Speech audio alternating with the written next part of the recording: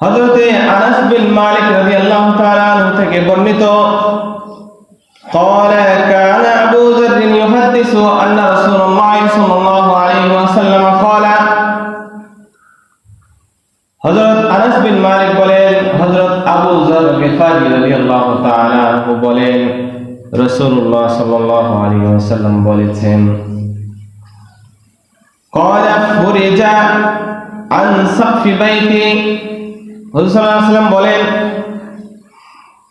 আমি কাবার পাশে উম্মে হানির ঘরে ছিলাম ফরিজা সাকফু বাইতি আমার ঘরের ছাদ দুই দিক থেকে খুলে গেল। বুখারী শরীফের 3103 নম্বর বর্ণনার মধ্যে আছে বাইনা নাইনাল বাইত বাইনা নাইমি ওয়াল ইয়াকজান, আমি একদম ঘুমায়ও যাইনি, কেবল ঘুম ঘুম ভাব আসছে। এর মধ্যে ফরিজা সাকফু বাইতি আমার যে ঘরের ছাদ, এই ছাদ খুলে দাও, সরে গেল। ফরিজা সাকফু বাইতি ওয়া নবী মক্কা, মক্কার পাশে আমার ঘরের ছাদ দুই দিক থেকে খুলে দেওয়া হলো। ফানাজালা জিবরাইল আলাইহিস সালাতু ওয়াস সালাম, এরপরে হযরত জিবরিল আমিন ওই ফাঁকা জায়গা দিয়ে অবতরণ করলেন, এসে হাজির।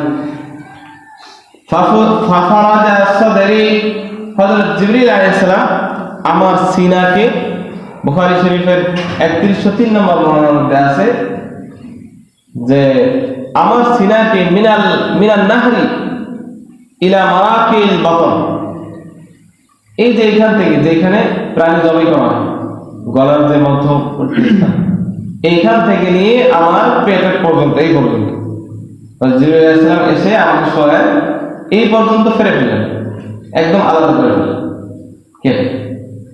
এটাকে বলা হয় শক্কে সদর। রাসূলুল্লাহ সাল্লাল্লাহু আলাইহি ওয়াসাল্লামের জীবনে এই শক্কে সদর কয়েকবার করা। এসে প্রথমে রাসূলুল্লাহ সাল্লাল্লাহু আলাইহি ওয়াসাল্লাম বলেন ফুরিজা সাদরি সুম্মা গাসালাহু বিমাই জামজাম, আমার সিনা কেটে এইভাবে দ্বিখণ্ডিত করা হলো। এরপরে আমার ভিতরের যে কল্প, এই অন্তর বা দিল যেটাকে বলা হয় কলব, এটাকে বের করে জমজমের পানি দিয়ে পরিষ্কার করলো। সকলেই বলেছেন জমজমের পানি দ্বারা একদম পরিষ্কার করে দিলেন। সুম্মা জা বিতাসতিন মিন যাহাবিন মুমতালিন হিকমাতান ওয়া ঈমানান, এরপরে একটা পাত্র নিয়ে আসলেন, স্বর্ণের পাত্র, যে পাত্রের মধ্যে ঈমান ও হিকমত দিয়ে ভরা ছিল।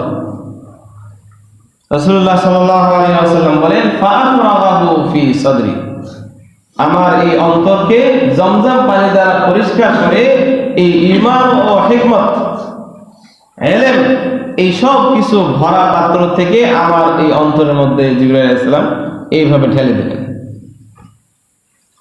এটা হলো মেরাজ, যাতে আল্লাহ রাসূলকে প্রসেসিং দিয়ে, যেহেতু কার সঙ্গে সাক্ষাৎ, সরাসরি আল্লাহ তাআলার সঙ্গে সাক্ষাৎ, তো বান্দা আল্লাহর সঙ্গে সাক্ষাৎ দিতে হলে ওরকম প্রসেসিং দিয়ে তাকে পরিষ্কার পবিত্র করে নিতে হবে।